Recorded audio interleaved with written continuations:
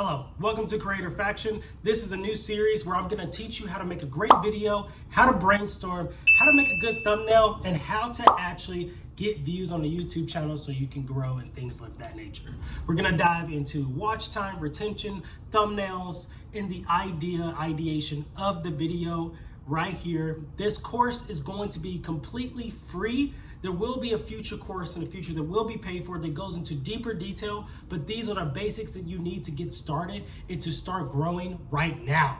Now, you may know me on YouTube as Dr. Showman, or you may have seen my viral videos across Facebook and things like that, or you may know me from the Notion community where I create productivity templates. But without further ado, we're gonna get straight and dirty into the world of YouTube. This is a beautiful place.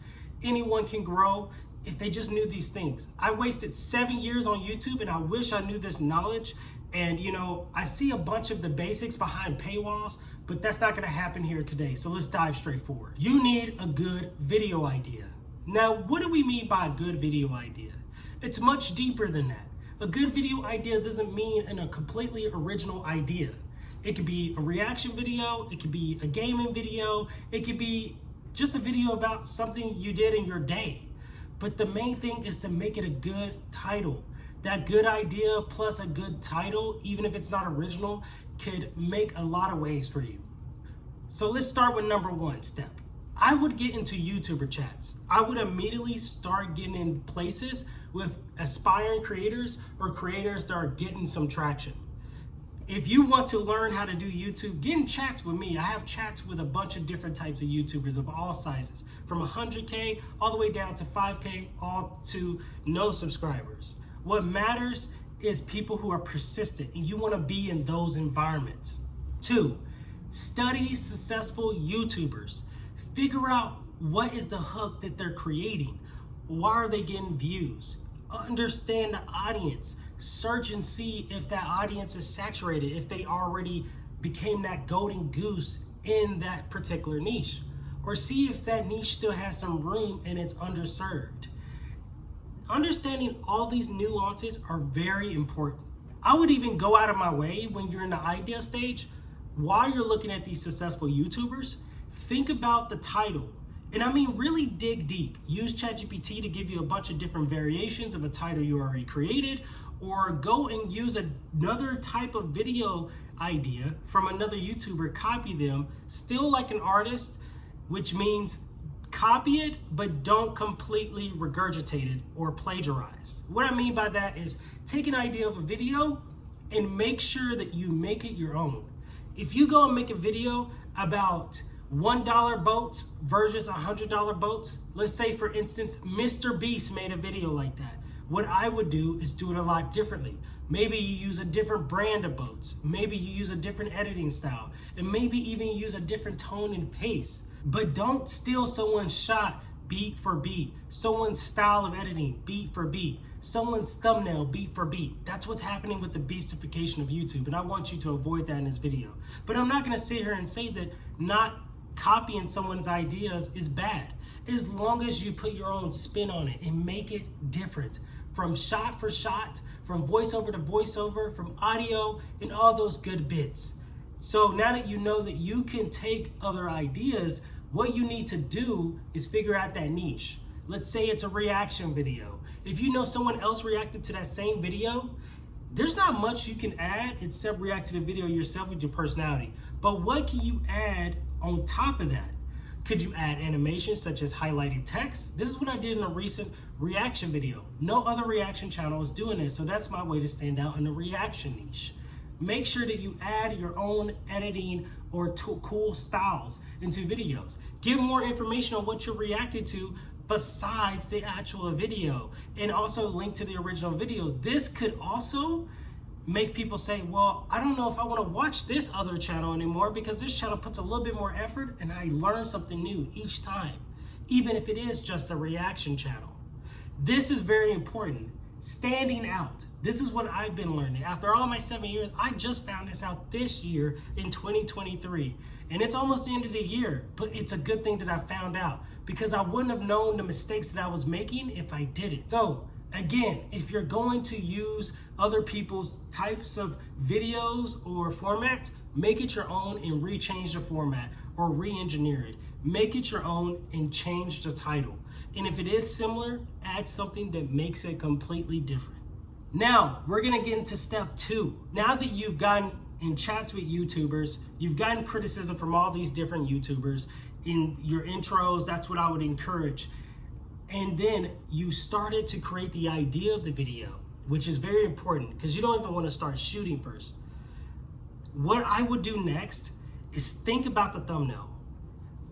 Does the thumbnail fall in conjunction with the title and what the video and the idea of what the video is going to be?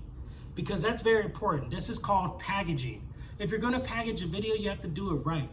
You can have a great video, but if you don't have a great thumbnail and a great title and your hook isn't good, it's a dud. So we're gonna dive into thumbnails and what tools you can use to make great ones. Now, this is an example of a bad thumbnail. You don't wanna use this thumbnail, trust me. It's just bare bones, looks like 1990s text, and we're in the year of 2023, we're in a modern internet. So I'm gonna need you to step up a bit. This is an idea of a better thumbnail. What you wanna do is show the expression. This is an example for a reaction video, but here's several other examples of great thumbnails that you can use for a video format. If you're doing a documentary, make a thumbnail that looks really, really good with conjunction with the title of that video. If you don't, it can make or break if someone will click, which is very important. Thumbnails contribute to your CTR. If you have great CTR and you have great AVD, combined with that, that supercharges your channel. And on top of that, if you're consistent, oh, your channel's going off to the moon. But to solve this issue, you gotta start with the CTR. So I would really dive into thumbnails. Some tools you can use is Canva, Adobe Express, and you can even use Photoshop if you wanna get deeper and more detailed with how good your thumbnails can be. This is very important because if you don't figure this out, this could be the difference between your channel making it or not, and it's very serious. Click-through rate is probably more important than anything else. It's the reason why people will even just watch YouTube. People scroll, they look at the thumbnail immediately, even before they look at the title. They look at thumbnail, title, and then they watch the first 10 seconds. So get your thumbnail games up. Hey, if you want someone that can help you with ideas for videos, thumbnails, scheduling, and things of that nature in the hook of your video, then you can use my consulting link, drshowman.com. Go there, and there's a consulting link where you can directly book me for $20 for a 60-minute section. Let's get forward into the video in the next part. Now we're getting into step 3, the hook. This is so important. This is important, and even though the thumbnail and the title is super important, we've got to talk about this because a lot of people think just because they make a great title and a thumbnail that they don't have to worry about the video. And in some cases, that's true. Some niches are really underserved, but especially if you're in a market that has some saturation on these social platforms, you're gonna have to step up your game. So these are things that I would focus on in the hook. Now here's an intro of a hook that I created. These are hooks I usually don't create. I used to just record videos and slap them up on YouTube and wondered why I was getting like 0 views. This is important because when someone clicks on your video, YouTube grows channels based on, like I said before, CTR and AVD, average view duration, which contributes to watch time, which overall on your channel, if you hit a certain amount of watch time hours, pushes your video into recommendation engines and pushes all your other videos, which can really snowball your channel into infinite growth. But you gotta know the techniques to be able to do this. Now, let's talk about why it's so important to get that first 20 seconds right. If you look at my intro, I talked about what we're going to do. I talked about also what the subject matter of the video is. So I said I'm gonna react to Gabrielle Henrik, and then I also showed a picture of what the subject matter was in the video as I was saying that to give the viewers a visual cue. This is really important because you really wanna focus on retention in the first 20 seconds. If you don't do anything else, Creator Faction family, do this for me.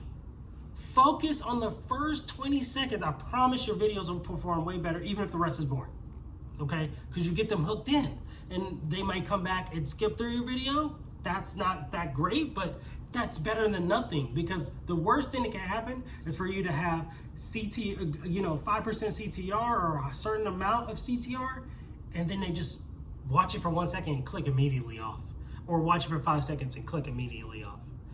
Now, once you hook them in at 20 seconds, you do need to get straight to the subject matter. You don't want to wait around, but to focus on the hook, you really need to add things like visual cues. You need to immediately talk about what's going on. Maybe even show foreshadowing later in the video. Foreshadowing is very important when you're creating a hook. Sometimes that's even better than just the hook being some extra information. You could have a hook such as, oh, this crazy thing happened in this gaming video, and then cut to information about the game and what you'll be playing today and what's happening. And then as they watch through the video, you can make that entertaining. And once they get to that certain point, let's say it's the 7-minute mark, they'll be like, oh, they foreshadowed that in the beginning of the video. And then it shows more of what's going on, and then that viewer is satisfied. You want to get into viewer satisfaction where there's some sort of payoff. And that's where foreshadowing is really important when it comes to hooking and retention. Now that you know how to make a hook, you can do this with pretty much any format. For my Notion creators that are probably looking at this, course, what I would do honestly when it comes to you guys types of hooks is start the hook off with, yay, we did it! Like you accomplished something in the video that has something to do with Notion. And then what I would do is cut straight to the meat and fat of what you're gonna do, and show that in a way that is not completely boring. Of course, the nature of the content is very techy and very, information based, but at least you could have a hook that reels them in to this accomplishment you made. And the payoff is to see you go through working towards that accomplishment. Maybe it's building a CRM template. Maybe it's building this type of template. Maybe it's cooking while using the Notion template. Whatever it is, this could be a beautiful way to hook viewers in and make them want to even use Notion and maybe download your template, and that can increase your sales overall and just the retention of your channel. Now,